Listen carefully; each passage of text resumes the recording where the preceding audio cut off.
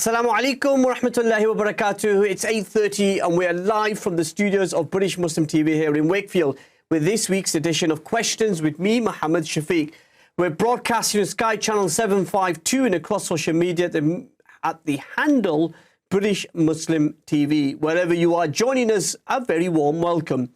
We want you to comment on the big stories we're covering tonight. Call us now on 01924 231 083, or you can message us on the WhatsApp number which is on the screen now. Or if you're watching on Facebook, welcome. Post your comments on there and we'll share some of them on there shortly. Now we'll be talking to journalist and broadcaster Yvonne Ridley about the return of the Taliban and what now for Afghanistan. Then we're joined by Alisha Khalik, the journalist and broadcaster, who will be talking about racism and Islamophobia. And we head then to the United States, to New York, for a special interview with Rabia Al-Daibani to talk about her work for Arab Muslim women and how she remembers 9/11 20 years on from that dreadful event. So we want to hear from you tonight. You can call us on 01924 231 083, or you can message us on British Muslim TV across social media. Alternatively, you can send us a WhatsApp message. That number is on your screen. Now, the questions we're considering tonight: what now for Afghanistan? How can we expose Islamophobia hidden as free speech, often by people on the right of our politics and public life, but also on the left? Now, how do you remember 9/11 20 years on? It was one of those moments in history where you know where you were, who you would, and what you were doing. And I'm really surprised it's 20 years since those dreadful events. Changed the lives of the victims, the nearly 3,000 people who lost their life, their families. For them, life would never be the same again. But also for the American people who had to deal with domestic terrorism on its own territory. And we'll be talking about that tonight with our special guest, Rabyaah, when she joins us in the third part of the programme.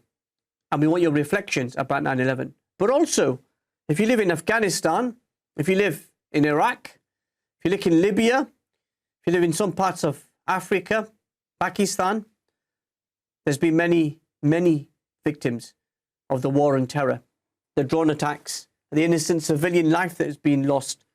And for them, their lives have changed as well. So let's reflect on that and let's reflect on the future.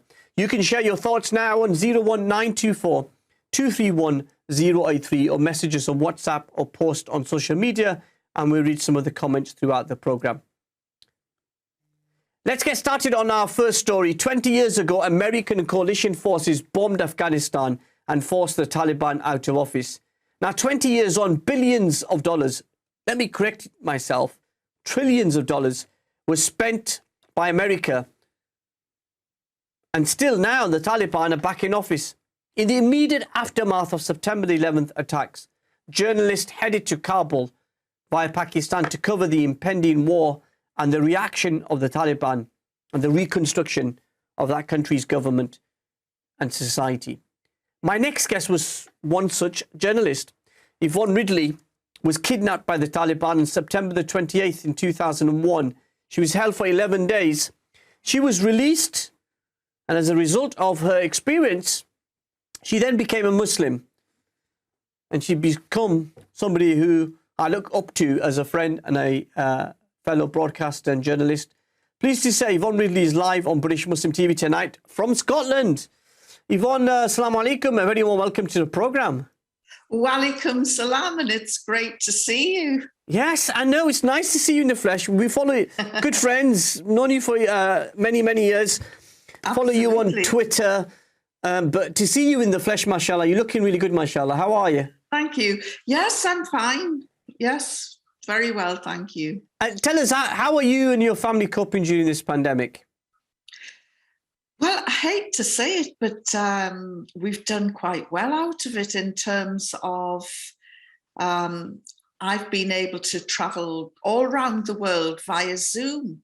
You know, this pandemic has forced us all to think out of the box, and now we can reach the world from our homes, and it's forced people like me who, you know, into technology and So it has had its advantages. I know that there has been heartache and heartbreak for a lot of people, but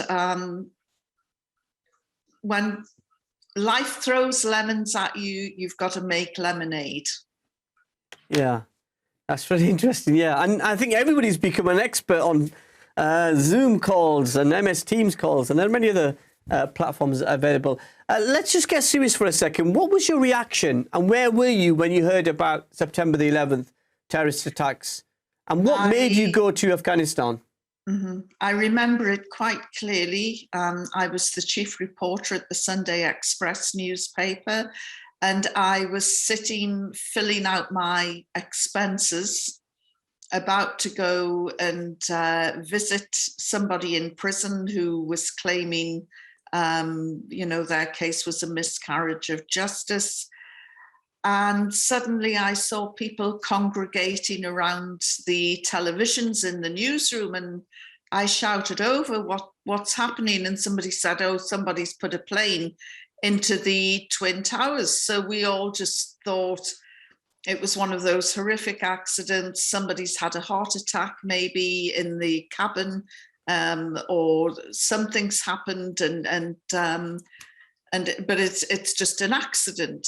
And there's something compelling about breaking news. So everybody was hanging around watching. And then we saw the second plane come into view and went into the second tower. And at that point in time, we realized this isn't an accident. And who could it be? And,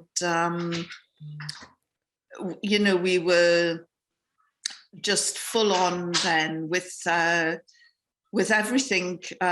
Because sorry to interrupt you there, but Yvonne, lots of news desks were unaware of Al-Qaeda or Afghanistan or the Muslim world, and had to react very quickly to telling the story. Is that what your editor decided to send you to Afghanistan? Well, I was, that afternoon, I grabbed a suitcase and I was heading off to Heathrow to fly to New York. And America had shut down all airspace, so nothing was getting in or out of the country. The borders were closed. And so it was a matter of waiting around the airport. And I think it was the third day, the first flight to New York was going out. I was on it, and I was walking towards the departure lounge when the news editor called me, and he said, change of plans, go to Pakistan. And I said, why Pakistan? And he said, that's where the next part of the story is going to be. And he was right, because by the time I got there, 3,000 of the world's media had assembled. The drums of war were beating between Afghanistan and Washington, and there was a lot of shuttle diplomacy going on as well, heavily involving General Pervez Musharraf. And I'm not a big fan of his, but I have to say, I felt incredibly sorry for him, because he was a man caught between a rock and a hard place. And as we subsequently found out later, America virtually had a gun to his head saying, you're either with us or so he had that awful agonizing decision to make. As did world leaders around the world. That you're referring there to George W. Bush, who was the US president, in the House, in Congress, making a State of the Union address, if you like, in the aftermath, and saying to all nations, you're either with us or you're against us. Yeah. Pakistan was a military dictatorship up until that point. They suspended democracy, but now suddenly became best friends with the United States. You went to Pakistan. What was the journey like from Pakistan into Afghanistan during that period? Well, Mullah Omar, the spiritual leader of the ruling Taliban, had kicked out all of Western journalists, and he issued an edict that anyone helping a Westerner during this time, this escalation, this war of words, anyone helping a Westerner would be guilty of treason and killed. So it was quite difficult to get a willing party to take me into Afghanistan. And we went through Torkham, and we had to go up through the Khyber Pass to get there. And that was incredible in itself, because I always imagined the Khyber Pass to be about 100, 200 yards long, and it was nearly 30 miles. Well, it is. It's a long journey. Incredible. We've got less than 3 minutes before the break, and I just wanted to ask you this. How did you end up getting kidnapped by the Taliban? Was that linked to the edict Mullah Omar had made? Well, I wasn't kidnapped. I was arrested because I had entered the country without a passport and visa.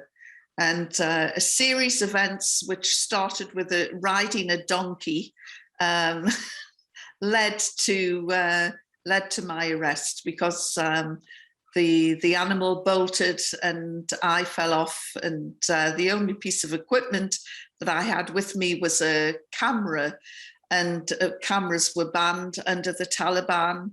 And I was found out and subsequently arrested and locked up for 11 terrifying days.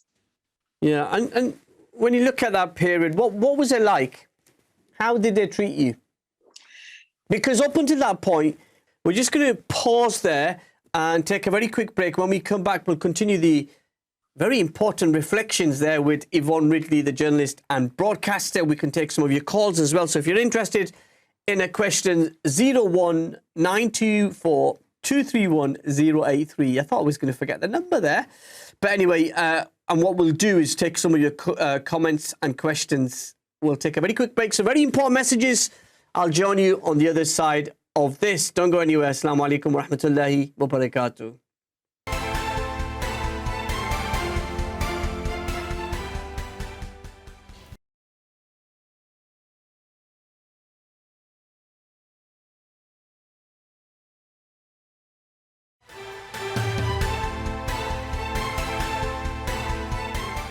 Welcome back to Questions with me, Mohammed Shafiq. My special guest is Yvonne Ridley, the broadcaster and journalist, reflecting 20 years on for what, Yvonne, would be kind of difficult period for you. You end up, as journalists, you want to be at the heart of the story. You want to be able to tell that story to, in your case, to your readers. We were told that the Taliban were barbaric. They didn't honor women. There was no human rights. They were very backwards, medieval. And yet your experience was completely different, wasn't it? Oh, well, you're quite right. And the same rhetoric is being used by the media today to describe the Taliban. But it was terrifying, because every day I would wake up thinking, is this my last day on earth? Every night I would go to sleep thinking, is this my last night? Because I had bought into the propaganda that this was a brutal, evil regime. And as it turned out, every day was a surprise, because they treated me with courtesy and respect. And that was not what I was expecting at all. And so I felt as though they're just trying to lull me into a false sense of security, and then we'll get to see the evil, brutal regime that George Bush and Tony Blair talk about so much. You were captured. You were then released 11 days later. You were arrested, should I say. Where did the inspiration to become a Muslim come from?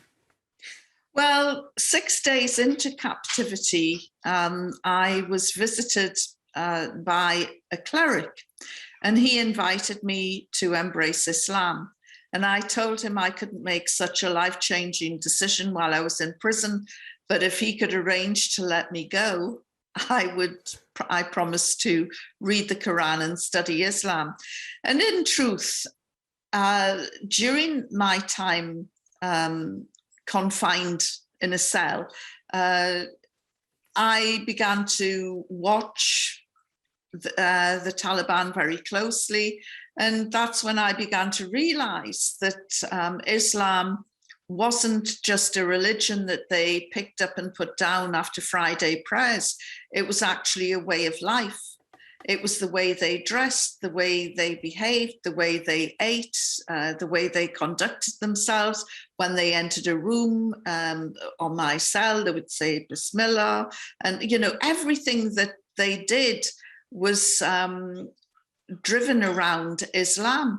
And so when I was released, I kept my promise, A, because it was a promise, and B, as a journalist, Mohammed, I just felt that I needed to know more about this faith, because how could I report with any degree of accuracy on the Muslim world if I didn't know anything about Islam? And so what started out very much as the fulfillment of a promise and an academic exercise turned into a spiritual journey for me. Yeah, a really powerful journey for you, but also for everybody in the Muslim community as well. Now, 20 years on, we find ourselves with the Taliban back in power, the international community disinterested in the country now, and then I'm supposing you're going to give Joe Biden some credit for pulling out the troops. What did you make of Ashraf Ghani's government collapsing and him fleeing the country? I wasn't surprised at all.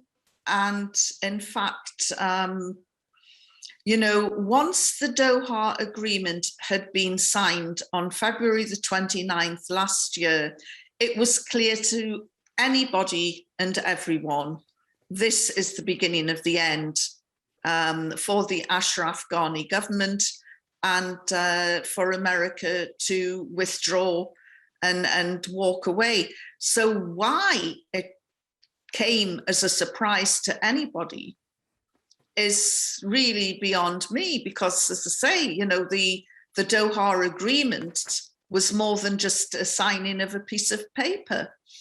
And I think what caught some people off guard was the accelerated control that the Taliban had over huge swathes of the country.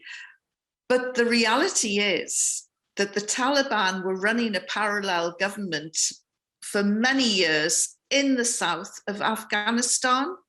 They were raising taxes, they were funding their movement, they were running Sharia courts, and they, you know, they had a rival administration to the Ashraf Ghani government. So the way the media, the Western media is reporting it, it's as though they came out of nowhere, when in fact they were already in control of a large part of the country. The last time I was there, they were in surrounding 3 parts of Kabul, the capital.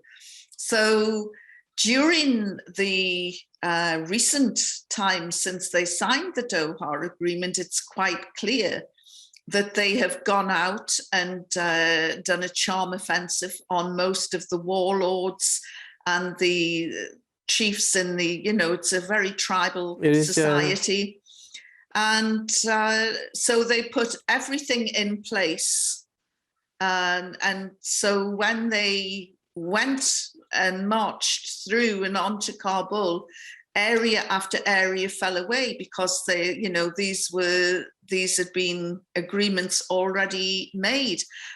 And I'm sure that there were those inside the Afghan National Army who had also agreed to, you know, have this almost bloodless coup or takeover. Ashraf Ghani, I suspect, was allowed to do his runner with his pots of money. What a shame the Americans hadn't frozen the bank accounts before he left with many, many millions. Yeah.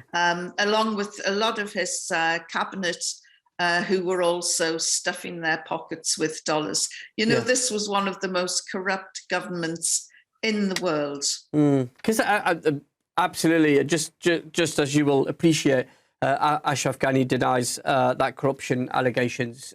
But yeah, we'll leave that there. We know that with terrorism coming from Afghanistan, September the 11th was planned in Afghanistan. Osama bin Laden was hosted there. And safe havens has become a thing, became a thing under the Taliban. Do you trust their word now that they do not want their country to be used against any neighbour or any international country going forward? I do. And you just have to look back at the history of the Taliban. They didn't invade anybody else's country. They didn't spread their network beyond the borders of Afghanistan. They didn't bring their war onto the streets in the West. And interestingly enough, there was one day during my captivity when I was able to ask some questions and said, you know, what is this relationship you've got with Al-Qaeda? And it was really interesting. They said they came in, the Arabs came in as our guests, and very soon they acted like our masters. And I thought, this is interesting because it showed that they weren't that much together. You know, there was this bit of animosity at their presence, and out of necessity, when the war started, they had to be, you know, join forces. So I think that they would have been quite happy with that paragraph in the Doha Agreement, that they don't allow their country to become a safe haven for anyone, never mind Al-Qaeda. So I do tend to believe what they say. The Taliban are very transparent people. They couldn't care less about the court of public opinion. Yeah, they just... and so they won't play to the court of public opinion. I wish they would. It would make everybody's life a lot easier, but they don't. And so what you see is what you get. Yeah. And the one thing that they will not compromise on is their faith, their beliefs. So, and this is what we are seeing. But their press conference was extraordinary. The Taliban talking about women's rights. It was like, did I hear that? Matured a lot. Yeah. We're running out of time, and I could sit here all night and listen to you, Yvonne Ridley. What's life like in Scotland? You've been part of the movement for Scottish independence. What's life like in Scotland? I love Scotland. You know, the Muslim communities in Glasgow and Stirling and Dundee and Edinburgh, they have a confidence about themselves. They know who they are. They won't dilute their culture, but they're quite at home, waving the Scottish saltire, celebrating Burns Night without the whiskey, inshallah. They have their own tartan, and they have a very strong identity. You know, we look at the health minister, Humza Yousaf, with his, you know, strong Glaswegian accent, taking the oath of office in Urdu as well as English, having his kilt in the Islamic tartan, as well as his own jacket to reflect his Pakistani culture. And that is basically the Muslims in Scotland. They're really confident, integrated, but without diluting their culture. And this, you know, Scotland isn't perfect. There's still problems. You know, we have sectarianism between Protestants Yeah. and Catholics in Glasgow. But yeah, it's a great place. It certainly is a beautiful country, and we'll see the world get to sample the Scottish culture when COP26 is being held in Glasgow in November. Absolutely. Final question, Yvonne. You will please to be to hear. When you look at your life, back at your life, what do you learn about yourself? Gosh, I've learned to be thick-skinned and resilient. And after the break, because we've reached that point, after the break, Alisha Khalik, the journalist, will be with us to talk about Islamophobia, the Conservative Party and the government reshuffle. Join us on the other side of these very important messages. Assalamu alaikum.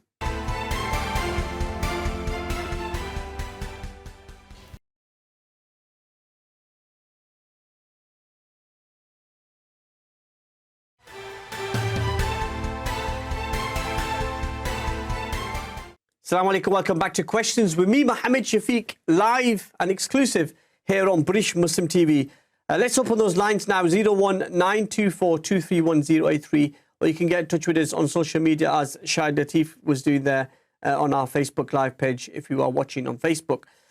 I really feel truly blessed since becoming a Muslim, because I really have had the doors opening on a great big world out there full of brothers and sisters. And, you know, I come from quite a small family, so I'm never going to feel alone again. No, you're not. Well, thank you so much for joining us. I know it's been a very long time since we've spoken. I'm glad to see you in the flesh, glad to see you doing really well, and much love to your beloved mum, who's 94 and still 94, going strong. Yes. Yeah. Send her our love. I will do. I will do. Thanks so much, Mohammed, and God bless to you and all of the viewers. Thank you so much. That was Yvonne Ridley, the broadcaster and journalist, joining us live there from Scotland, as the world will discover what a beautiful country Scotland is in the weeks to come when we see COP26 happening here in the UK and in the city of Glasgow. Joining us there, talking about Afghanistan and the Taliban. And I just wanted to share some of the comments coming through. Shahid Latif says, great show. Just remember 9/11 as a day that completely changed everything. I just got married, was full of hope and dreams about the future until then. I think I haven't seen anything more devastating for those that perished and what happened after that than for the quality of a life for us all throughout the world. Really a summary there of what many of you will be thinking. To deal with what happened on September 11th as a human being, to see people being brutally killed in the way that they were, and for no particular reason, because they happened to work in a building, and then to see your faith under attack. I will share what I feel and my journey, if you like. Now, when Boris Johnson in his Telegraph column referred to women who wear niqabs as bank robbers and letterboxes, one of his closest allies, Nadine Dorries, was the first to defend the Prime Minister. Her description of the burqa as a medieval dress code was deemed Islamophobic, which she herself personally denies.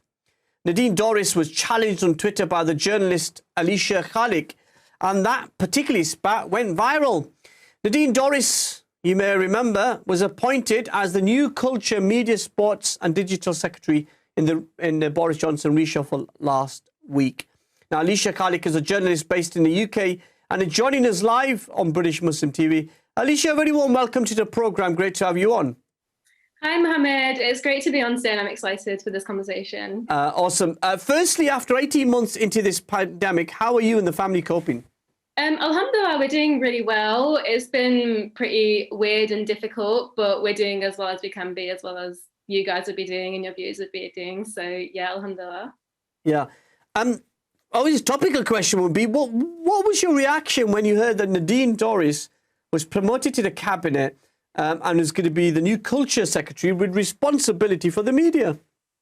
So I first saw it on Twitter and I thought back to the argument that we had about the burqa, niqab and hijab. And it was, for me, more of a disappointed but not surprised reaction, because I'd seen it happen before with Boris Johnson, from what he'd said about Muslim women, not just Muslim women, but Black people and other minority groups. So I wasn't actually surprised that this had happened, because Islamophobia is something that's legitimized in government and something that is seen as acceptable. So I was disappointed, but not surprised that this has happened, because I knew that from the moment she had said these things that it would not harm her career and would just take her further in government.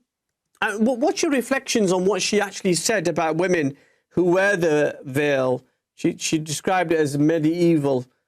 Yeah, I mean, she went further with it as well. So she said to me, like, if some women aren't even allowed to choose their husband, or if they choose not to marry, and kind of implied that that's an issue for Muslim women if we can't choose our husbands, or we can't choose the right to not marry. And she was saying some deeply offensive comments about the clothes that Muslim women choose to wear. So it was deeply Islamophobic, and to come at a time where she said Boris Johnson didn't go far enough with his comments, and we actually saw the domino effect of his comments, where hate crimes had increased on Muslim women by 350%. So it was something that I thought was absolutely abhorrent. So I had to reply, and if I didn't reply, I just thought, it's going to be, people are only going to see her perspective. So I need to reply to this and give the perspective of someone who's actually a Muslim woman, and someone who knows these issues in our community, and someone who's actually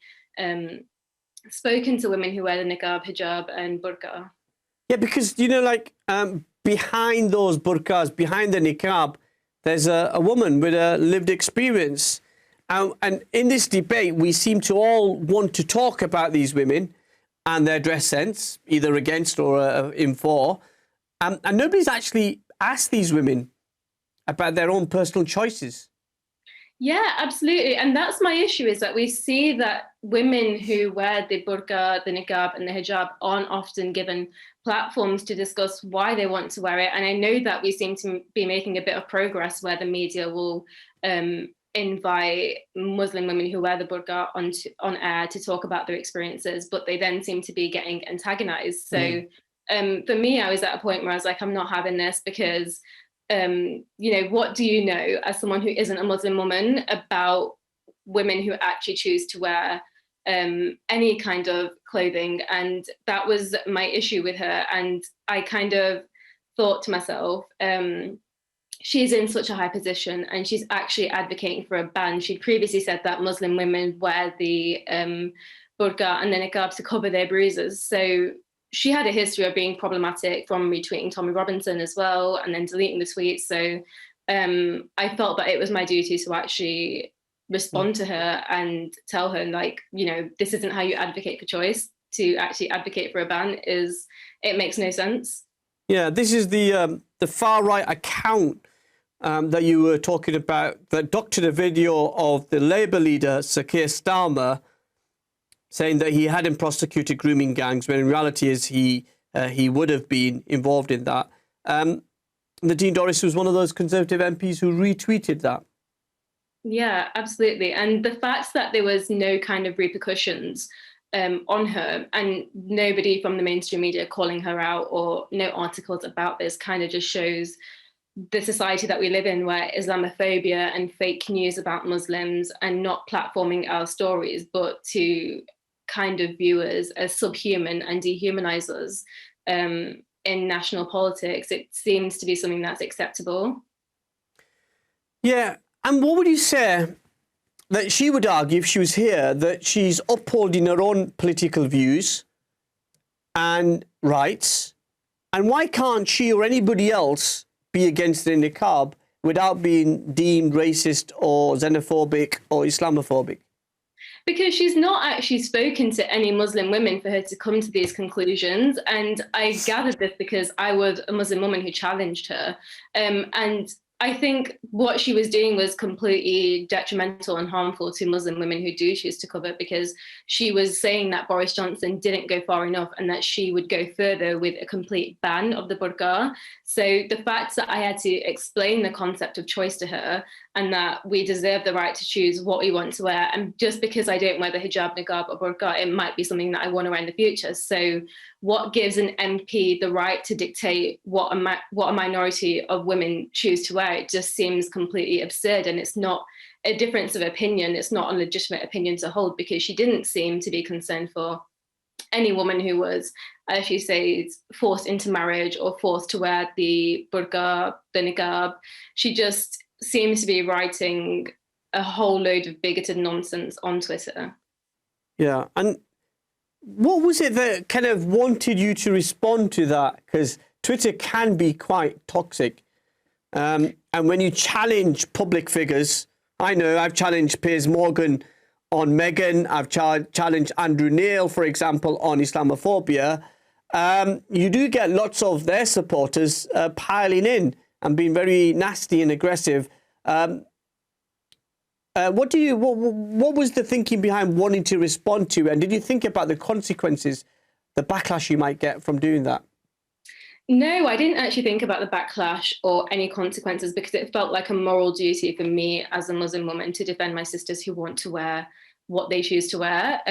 I didn't get much of a backlash from her followers. I was actually kind of shocked by the support that I'd received, and the fact that a lot of non-Muslim people were shocked by her comments, because they were appalling, and a lot of people did send me support and had DM'd me and sent messages of solidarity after she had tweeted me back. So I didn't think of any pile-ons or any consequences, because it has happened with, like, when I've argued with someone like Julia Hartley-Brewer or other kinds of high-profile right-wing figures. I didn't think about it because I'm used to racism, I'm used to Islamophobia, and I'm used to abuse. So I just thought, you know, they're not going to say anything that's going to actually hurt me, because I've got a pretty big platform, and I'm going to use that platform to do good and to defend my religion, my faith, and my fellow Muslims who don't actually have that voice in the media. I know you are happy to take some questions and comments, so let's open the line 01924 231 083. Let's go to line 1. Assalamu alaikum, you're live on British Muslim TV. Wa alaikum salam wa rahmatullah to you and the viewers. Hello, my brother. MashaAllah, Aleesha, understand the point you're making. I'm just thinking, you know, what you're saying obviously has some resonance, but I would say what you're saying obviously would go back to maybe 30 years ago or 20 years ago. And I'm going to explain why I say that. It's because we're now living in an age where we do have members of the Muslim community respectfully engaged with these political parties, you know, be it the Conservatives, Labour, Liberal Democrats, and we have our own elected representatives, parliamentarians. These people are engaging with these ministers in governments. So if there's anything that I personally, as a Muslim, on this platform, which Muslim I find appalling, is our own Muslim representatives aren't educating these ministers to say, what are you doing going out there saying the things you're saying? Instead of causing a community where everybody comes together, you know, you're causing divisions. Sorry to interrupt you there, Aleesha. We're just going to go for a very quick break. When we come back, we'll continue to take your calls on 01924 231 083 if you've got a question or comment around Islamophobia and our guest, Alisha Khalik. Don't go anywhere. We'll come back, continue the conversation. Assalamu alaikum wa rahmatullahi wa barakatuh.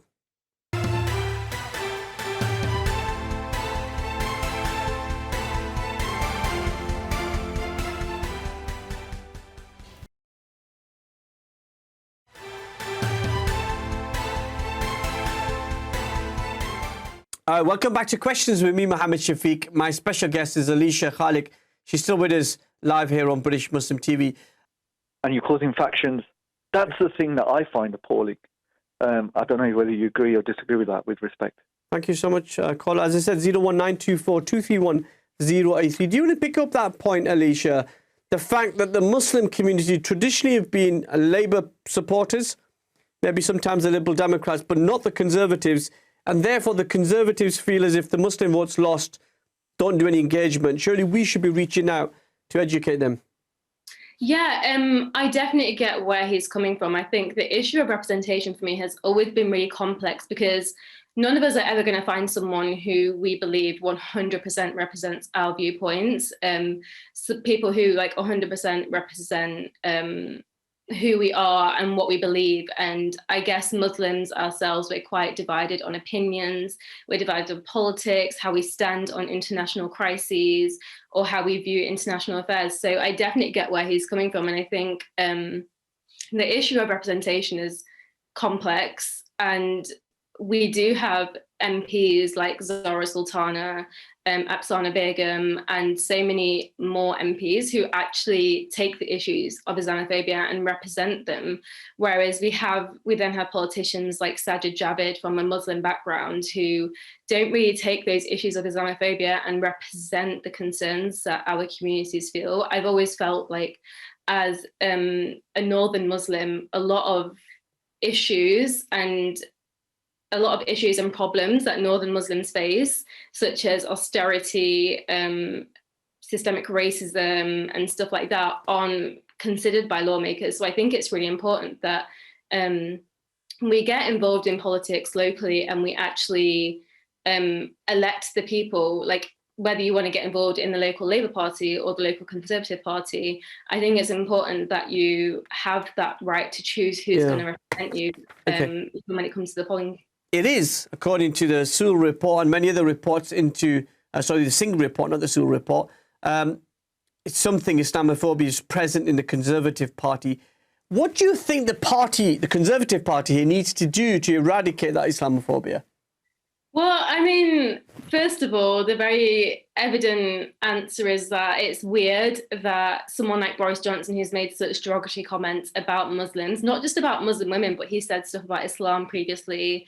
A lot of journalists have digged up his old columns where he's made some very derogatory comments. And the fact that someone like him can be elected Conservative Party leader and then become Prime Minister seems to be something that's favourable among the Conservative Party membership. And the fact that that's not detrimental to his career tells us a lot about how Islamophobia is viewed in society. So I think the very evident starting point is that we shouldn't tolerate Islamophobia from Conservative MPs, from government figures, from ministers, and from the leader himself. And then that's when we get to the party members, because a lot of the onus and the consensus around Conservative Party politicians is that they believe it's just a bit of an issue amongst their members.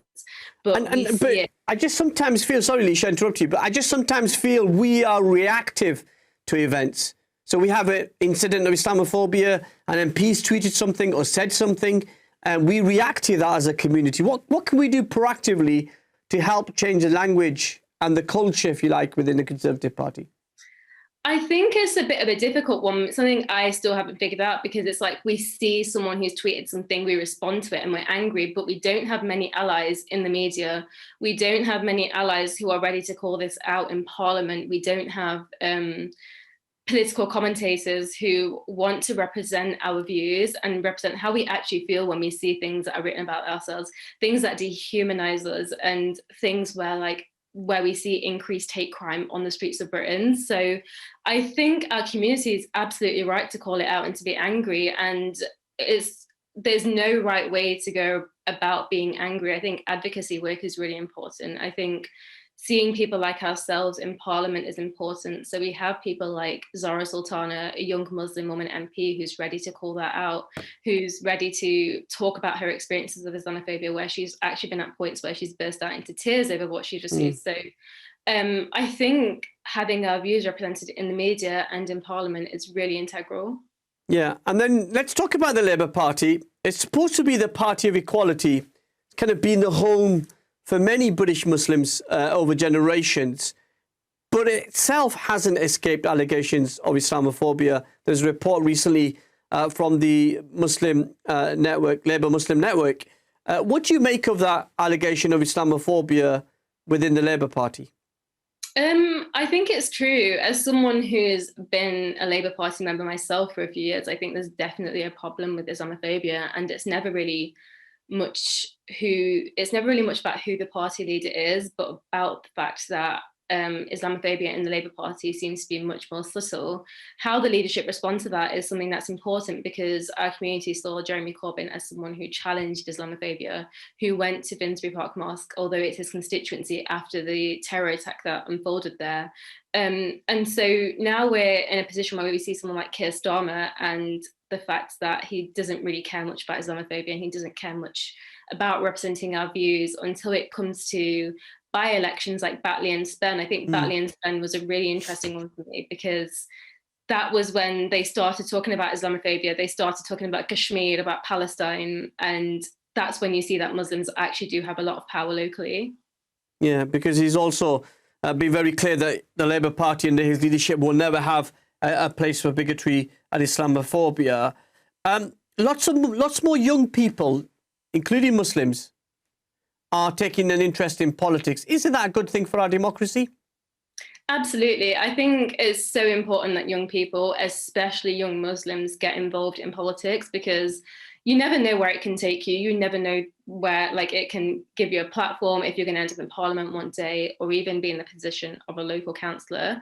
And I think all these positions are important. So whether that comes to, like, I've seen issues around mosques locally and councils wanting to, not wanting to accept, like, planning permissions for mosques and things like that. So I think young Muslims getting involved in politics is absolutely important, because politics affects us as well. We are a minority group, and the more people that we have involved in politics is the better. Now, we know Muslim women are, sadly, as a Muslim, the community used as a political football for commentators, people in the media, and certain politicians to score cheap political points at our expense. What can we do as a community to be more proactive and less reactive? I think things like advocacy work are really important. And I said that before. So, like, when we organise, we're really powerful. When we organise protests about Palestine, Kashmir, or when we organise our community into creating meaningful action. So, like, whether that's mosques, helping with petition processes and stuff like that. I think our community, when we get together, we're really powerful. And we saw this unfold in Batley and Spen. I know I keep going back to it, but Batley and Spen is a really good example of how the Muslim community did not let their votes get taken for granted, because we actually saw the Labour Party making statements about Kashmir, making statements about Palestine, and actually addressing Islamophobia on leaflets for the first time in a long time. So I think community organising and even just talking to your community about politics is really important. And you look at Keir Starmer's leadership, we're coming potentially 2 years to a general election. What do you make of Keir Starmer's leadership, and what does he need to do to engage communities further? I think for me, it's been really disappointing as someone who was Labour Party member. I left over Labour's stance on Kashmir when he changed that stance. And so one thing that I've always said is that especially Northern Muslims and Northern people of colour, say Pakistanis, Bangladeshis, working class Indians and stuff like that, have not really had their voices or their concerns represented in Parliament. So we still see Westminster as something that's London-centric and issues that are only London-centric, whereas there's so many issues that impact our communities. So if Keir Starmer wants to get serious about winning elections, he needs to start from actually listening to our communities and taking those issues and representing them in Parliament and national decision making. Because our communities now, you know, like the past, I don't know about you, but brotherlyism and people voted according to what the elders said. Now it's very much policy driven. The environment, crime, disorder, jobs, the economy.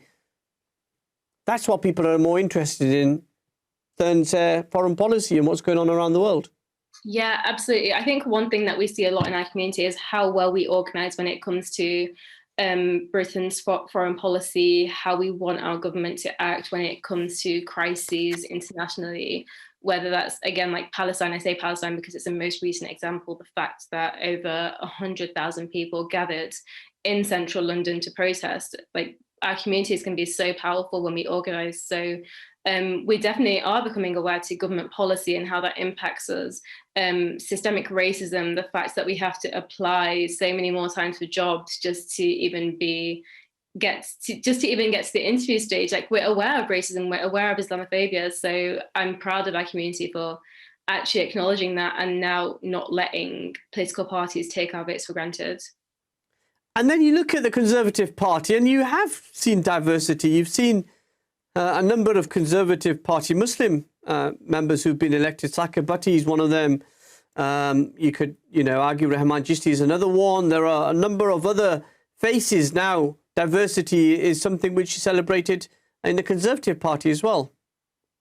Yeah, I mean, I guess it's good that they have ethnic minorities and religious minorities within their party, but if you're not going to call it out, if you're a Muslim who's a Tory and you're not going to call out Islamophobia, you're not going to call out the experiences of your community, I don't see the point, because the issues that our communities face are complex, and we definitely do face a lot of issues at the hands of government policies, even when it comes to like the prevent strategies and stuff like that. So if you're not going to call it out, there's not really any point claiming that this is Muslim representation and that you're representing us, because you're not representing any issues that we face. You're not representing the concerns of the community, and you're not representing any kind of policies that we want changing. Yeah. And one other thing that really is a bugbear of mine is that lack of representation within the mainstream media. I've been around, on the media, mainstream media, for many, many years. But I've just noticed in recent years, the opportunities have kind of gone down in comparison to previous years. What do the media need to do? Joining us now after the break, we'll head to New York as the country and the world remembered September 11th, terrorist attacks 20 years on. And as I was saying to Yvonne Ridley there, you remember the moment where you were when you heard about what was going on. Join us on the other side of these very important messages.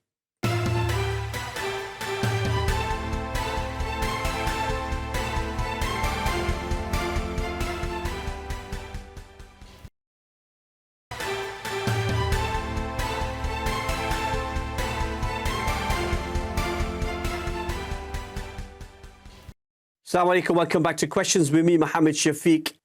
I think the diversity schemes are a step in the right direction, but there shouldn't be a need for them. There should be, you just select which candidate you think is the best and not select someone based on a who you know and what you know kind of basis. I think my first time in the newsroom, I was really shocked by how overwhelmingly white it was, considering that this was the international media and they were reporting on South Asia, Central Asia, the Middle East, North Africa, and to see that it was so overwhelmingly white and that every position at the top was filled by a white person who wasn't Muslim as well. It wasn't shocking, but that was my first experience. And I just thought, wow, this is really depressing, because essentially it's the people at the top who run the stories. It's the people at the top who decide which way the publication swings. So if Muslims and ethnic minorities aren't filling those positions at the top, there's no point having them in a small position where they're an intern or where they're just like a little small journalist on the side who's writing the trending news on the TV, because there's just no point. There is no point. Final question, I promise you. What does the future hold for you? Does Westminster come calling? Is that something you want to do? I'm not entirely sure about being in Westminster or being an MP. I always say that I couldn't think of anything worse than being an MP. I think for me, journalism and political commentary and being able to call out our lawmakers on what they do and how they act and things they say is more important to me. So whether that's writing an article in the mainstream media about Nadine Dorries or about Islamophobia in the Conservative Party, that's more important to me. So I think the future for me is just doing the same stuff that I do regularly and just seeing where that takes me. Well, you did an absolutely fantastic job. Great to see you again. Thank you so much for joining us tonight here on British Muslim TV. Alisha Khalik, the broadcaster and journalist, best wishes to you and your family. As we were reflecting on that September 11th terrorist attacks, I was 22. And so you probably gather how old I am now.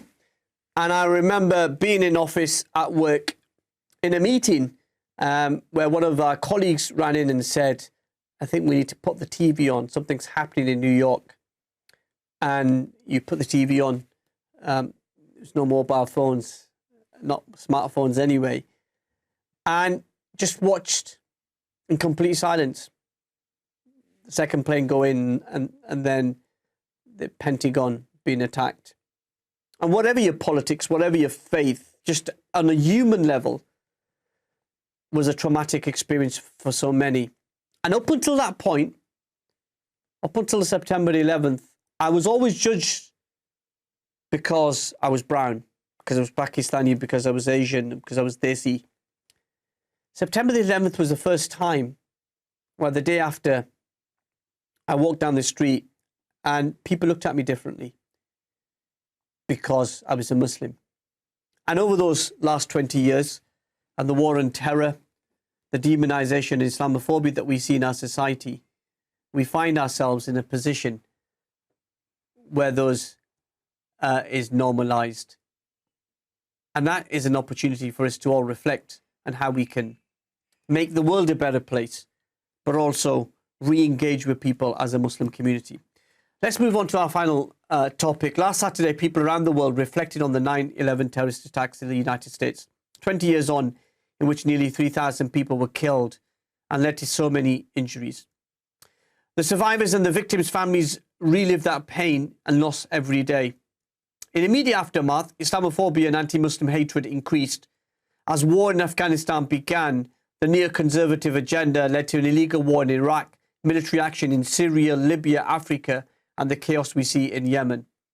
Now, that period was a very difficult time for American Arabs and Muslim women.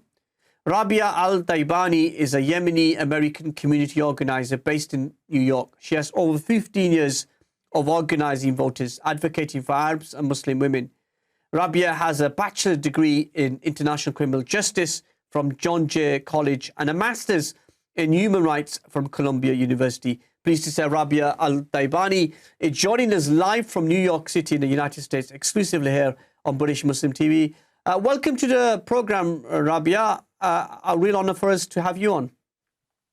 Yes, thank you so much for having me. It's my pleasure. I mean, it is my first time on British Muslim TV. Well, let's hope it's first of many. Just tell us, last weekend, America and the world remembered 9/11 terrorist attacks 20 years on. Where were you when you heard about the attacks? Oh, well, so I live in New York City. I live in Brooklyn. I was working at the Arab American Family Support Center at the time, which was in downtown Brooklyn. And actually the World Trade Center, we could see it from our office. It's we're near the promenade. The water divides us. It's the Brooklyn Bridge, 5 minutes away. And so I was walking towards work that morning, and there's a firehouse next to our center. And I just remember like people sort of like coming out from their windows and like, are you seeing what's happening? I rushed to the center, and this was very early on. The first plane had just hit the first tower. And we were just watching it on TV. And then we actually went up to the roof of the Arab American Family Support Center, and we saw the entire thing unfold. We saw the second plane hit the second tower, and then we saw as the towers came crumbling down, and not just seeing, but the debris from the towers themselves reached all the way to Brooklyn, all the way to Bay Ridge, which is not downtown, which is all the way at the other side of the city. So yeah, I was very much a witness to what happened on 9/11.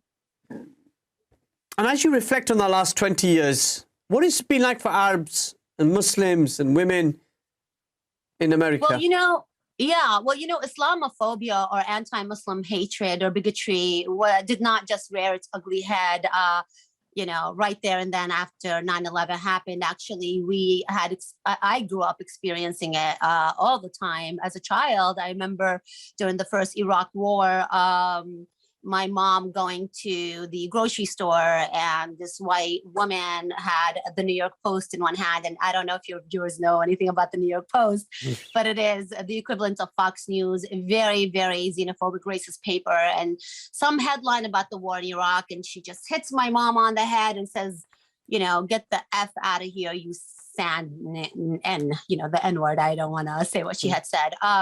That I was like 6 years old at the time. I was really young, or 7, I don't even remember. And that lived with me and still does. And in addition to that, going to get a Halloween costume. They used to have what they called the Arab monster costume, and it was a costume of the kufiya on a sheikh with a supposedly Arab-looking man with a big nose. And so, as you can imagine, this was part of my reality growing up in the United States. So Islamophobia or anti-Muslim hatred and bigotry wasn't new to me. It did definitely get a lot worse after 9/11, particularly the first, I would say, 3 to 4 years, post 9/11. Yes, please. Yeah. What is it been like for? Okay. I'm gonna get. I can go on forever, but I'm not. We've got all night. We've got all night. Oh, okay, great. Oh, I love London. All right, great. So then, I mean, post 9/11, I would say the first couple of years, 3 to 4 years, I was still at the Arab American Family Support Center. The first year or the first 2 weeks of post 9/11 or after the incident, I think more than 750 Arab and Muslim men went missing. Meaning they just disappeared. They were picked up wherever they were, and for that year, I mean, I remember one particular family, a Yemeni family. This man who was working at a public school as a janitor, a Yemeni man, was speaking in Arabic, I think, on the phone, and the principal heard him, and she called the FBI, and they just picked him up and they put him away for like 8 months. And this was a family friend. My dad knew the father. And so I would say the first year, a year and a half, we were in sort of like emergency mode. All we did was like try to figure out where these men were if they had not been already deported.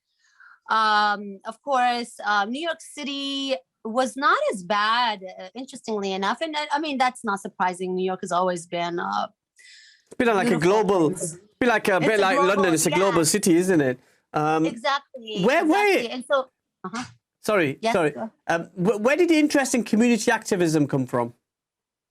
Oh, well, so my first actual, organizing came like sort of like accidentally, right? The week of a week after 9/11, I was asked by the supervisor at that time, or the director of the Arab American Family Support Center, to organize a candlelight vigil for the victims. And so that was really my first, in addition to me doing all the other things that, I am a byproduct of 9/11, just like a lot of Arab American community leaders. I grew up with, Linda Sarsour was, as you all know, a part of that fight. And so, we kind of found ourselves playing this role, right? And ever since then, I've just, that's just literally been my life, fighting these forces. And at the same time, as an Arab and Muslim woman, having to deal with the kind of like, ritual hate within some of the Muslim community members that are extremist and misogynistic. And so I always say, Arab and Muslim women are always stuck between a rock and a hard place. Yeah. We're here fighting Islamophobes and defending, ourselves from them. And at the same time, we have to defend ourselves from extremists within the community itself. Let me ask you, so where did the Arab Women's Voice come? So that's an interesting, Arab Women's Voice, I launched that in April of 2019, having for more than a decade been doing this work, like without any official capacity in terms of just me. A lot of my work actually was on international level. I was very much involved in the Arab Spring, and on a national level. But in 2017, with Trump's Muslim ban, I delved into local politics, and I became very much involved, and still am till today. And I live in a district in New York City that is the hub of the Arab vote, literally. And for the last 3 decades, it's been under the control of Republicans until sort of the Yemenis settled. Because of the Yemen war, a lot of Yemenis brought their families in. And we'll continue the conversation with my special guest, Rabia Al-Daibani, who's joining us live from New York as we reflect on September 11th, Life for American Muslims. And if you want to join us in the discussion, 01924 231 083. Don't go anywhere. It's the final break.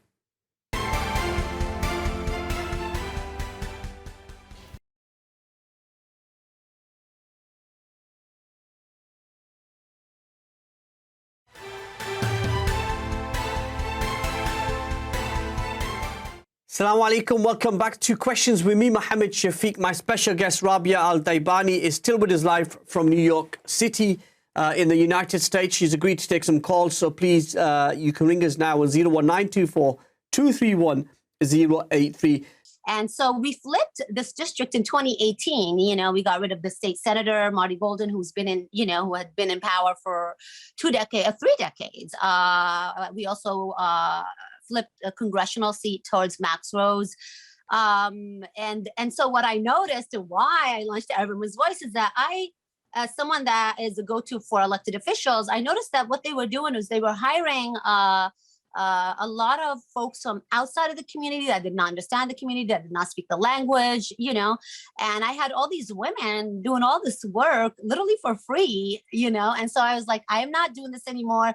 If they want these, you know, a lot of these women come from very poor families. If they want them to work and help us flip this district or wherever it is right now, New York City or anywhere in the United States, they're going to have to pay up, and they have to, like, you know, instead of hiring someone that is not even connected to this community, they got to hire my woman. And so I launched Arab Women's Voice, you know, that's how that came about. Wow, really powerful story, and really advocacy at a time when being progressive can sometimes be labeled you as an extremist. Yeah, well, you know, it really does. And I was very much a part of, you know, Donald Trump sort of brought out the worst in I think everyone, you know, whether it's from white extremists that were hiding out in their cave somewhere, or whether it's also within the left with the very, very, I believe, sometimes destructive forces that doesn't help us at all in terms of winning elections. I'm a progressivist, you know, and as leftists can get, but I also believe that we need to be smarter about our messaging, right? And that we need to build coalitions in order to win. And I want to win. I don't want to just make a statement. You set out the achievements that you made, but you've just lived through 4 years of Donald Trump. How was that for you? Well, you know, I feel like Donald Trump, we have an Arabic saying, it's called "Asa an takrahu shay'an huwa khairan lakum," which essentially means that you may hate something that may turn out in a way good for you. And what happened with Donald Trump is that he galvanized people to action within the left, within the Muslim and Arab community in ways that I've never seen before, right? Unfortunately, I had to take that kind of vitriol hate, you know, from the sort of highest office in the land for people to, well, I mean, it makes sense. But so Donald Trump came out with all his hate, and Arab Americans and Muslims, like, clapped right back. Okay, so he won Michigan in 2016 by 10,000 votes, just 10,000 votes. Biden in 2020 won Michigan. By the way, Michigan is a swing state. It's a very important state, and Arab Americans and Muslims won that state. I mean, came out in huge numbers, and Biden won that state by over 180,000 votes. So the Arab Muslim vote is crucial and essential to even getting the man elected or women elected to the highest office. So, I mean, he came out with the Muslim ban, and the Yemeni community, who I organize mostly, I'm from Yemen, have been so, they've never really, prior to that, really were not. They were apolitical, they had a lot of apathy towards voting. But in the last 4 to 5 years, I've been so proud of how active politically they have become. And so I think with all the negatives that came with the Muslim ban, and trust me, I was one of those people that was impacted by it negatively. A lot of good did come out of it in terms of how organized and galvanized the Arab and Muslim vote has become in this country. And how do you feel about wanting to be on that front line as an activist, as a community organizer, but not standing yourself? Is that a deliberate attempt or something you might consider future? Definitely deliberate. Everyone asks me all the time, Rabia, you should run. I'm like, I am never going to run. Only because I feel like I have a lot more power and sway being on in the background and in organizing and galvanizing the vote itself. It keeps me honest in many ways. I mean, not to say that politicians aren't, but sometimes, you know, when you're part of that system, it's very hard to stick to your beliefs, right? Your core beliefs. But also, you know, I feel like you have to have a certain view of life to run for office. But we can do a lot more, you know, just organizing the community and galvanizing people to the polls, you know. And I feel like that's my calling and will always be. I'm also a political junkie, so I love politics, and so it's something that I enjoy very much, actually. The Muslim vote in America, Joe Biden's campaign have said on our channel, that was a key voting bloc that helped win Pennsylvania, helped win some of these, you know, key states. For sure, for sure. So the Arab vote is concentrated literally in Michigan, if you think about it. Well, definitely in Michigan. And Pennsylvania is another one, Florida in key areas, although we lost it this time around. So yeah, the Arab and Muslim vote is crucial to winning the presidency. And Biden knew this. You know, I was a Bernie surrogate in 2019. I was a Bernie national surrogate, and we kind of like went against Biden for a little bit. And then, of course, as soon as, you know, Biden won the Democratic nomination, I definitely right away jumped on board because I understood how important it was for us to take that back. And so I worked very closely with activists on the ground in Michigan, was out there many times during 2019, 2020, and to bring out the Arab and Muslim vote, the Yemeni vote. I mean, in Hamtramck alone, or some precincts in Michigan where the Yemeni vote was like 99% of the vote, almost 99% went out and voted Democrat. So that says a lot for the Democratic Party. And the Arab and Muslim vote is crucial. And then how do you assess Joe Biden? He's been in office for over 6 months now. He's withdrawn troops from Afghanistan. What mark do you give him? You know, yeah, I'm actually happy with Biden up until right now. I mean, a lot of the policies, I'm going to talk domestically, then I'm going to go into Afghanistan. A lot of the policies that we were advocating for during when we were working under Bernie, or like, you know, the left wing of the Democratic Party, he's been receptive and actually really good on. I feel that way, and I think a lot within the left, the progressive circles do feel that way. Now, in terms of what happened in Afghanistan, we've got to keep something in mind. The deal with the Taliban was, you know, cooked out during Trump's presidency. He actually emboldened them and empowered them. Like last year, like in 2019, he agreed for the release of 5,000 Taliban fighters, among them like Taliban, the military leaders. He made it very easy. He gave them a date for May. So it was all done under Trump. Biden came in January, and Biden had promised to withdraw troops from Afghanistan. I'm from that world. I believe that we need to end America's forever wars. And I believe that to my core. I also believe that as Muslims, it's our responsibility to fight extremists in the Arab and Muslim world, and also in the West. Not that I don't want American soldiers on Arab and Muslim land. I don't believe in any outside intervention when it comes to conflicts like that. So I was happy that they withdrew. It was a little bit chaotic, but you have to keep things in mind. Like they evacuated over 100,000 Afghanis. So I'm happy up until now. I mean, we are still pushing, and we continue to do so, given the fact that I'm a leftist and I'm part of the progressive circles, and I want him to do better, you know. And yeah, I'm okay with Biden up to this point. As you look towards 2024, how do you assess politics in America? You know, it's kind of hard to say, really. Unfortunately, we have congressional I hate the fact that we have to re-election mode all the time every 2 years, but we do have the midterms coming up a year from now. It'll be interesting to see what happens with congressional seats if we lose any. Right now we do control Congress. I mean, not widely, but also the Senate, we're like laser thin. So we just have to see what happens in 2022.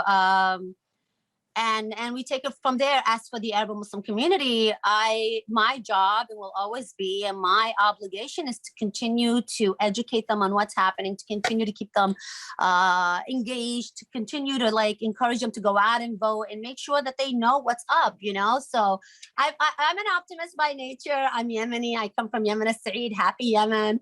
And so I always have sort of a bigger picture, optimistic look at things. Demographically, the Democratic Party, it works for us, the young, the minority vote, which will probably be the majority vote in the next 10 years or so.